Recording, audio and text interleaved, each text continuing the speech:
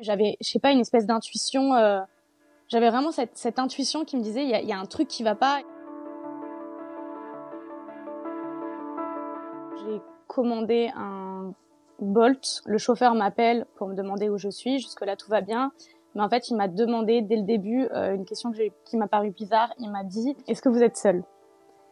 Donc, sur le coup, je me suis peut-être dit, bon, ok, je suis peut-être un peu parano, tout va bien. Mais j'ai quand même envoyé ma localisation à mon copain avec la plaque en photo et ma course. Quand je regardais sur l'application, normalement, c'est traqué. Et là, j'étais pas du tout traquée. En même temps, j'ai un ami chez qui j'allais qui m'a appelé, qui m'a demandé si j'allais bien. Et je sais pas, je me suis dit, ok, je vais lui dire que je lui envoie ma localisation 3-4 fois à haute voix pour que le chauffeur comprenne en fait que les gens savent où je suis. On sort du périph' vers du coup porte de la Chapelle.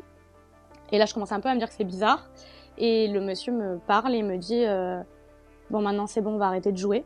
Mais avec un ton franchement, genre vraiment bizarre, assez très froid, une voix très basse. Je lui ai demandé où est-ce qu'on allait et il m'a répondu je t'emmène chez des amis.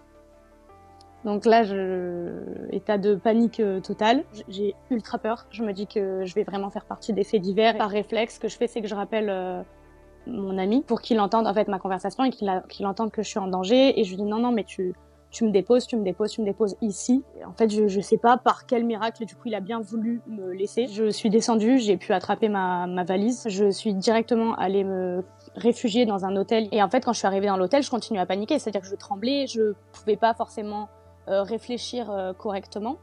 Je me suis juste dit survie en fait. J'étais entre tétanisée, terrorisée et en même temps essayer de garder la tête froide pour agir intelligemment. Donc j'ai j'ai écrit à Bolt. J'ai expliqué tout ce qui venait de se passer dans la foulée. Bolt m'a rappelé le lendemain pour me dire qu'ils avaient pris des mesures et que ça ne peut pas se reproduire, en tout cas avec ce chauffeur, parce qu'ils ont pris des mesures. La nuit que j'ai passée juste après, je n'ai jamais passé, je pense, une nuit pareille. J'ai juste ressassé toute l'histoire. J'ai fait que de me dire, mais si mon ami m'avait pas appelé, si j'avais pas eu le réflexe de dire plusieurs fois au téléphone ma localisation, je pense que c'est sincèrement ce qui m'a sauvée. J'ai passé une nuit juste en pleurs, à trembler. J'ai porté plainte du coup le lendemain vers 14h, je suis allée au commissariat de ma commune. Je veux pas faire le buzz sur mon histoire, loin de là, je veux surtout pouvoir parler au nom de toutes les femmes qui m'envoient des témoignages à l'heure actuelle, comme quoi elles aussi elles auraient subi énormément d'agressions, d'attouchements dans des Bolt, dans des Uber, enfin dans des VTC en général.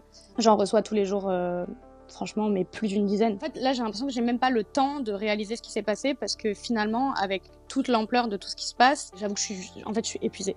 Je me sens épuisée.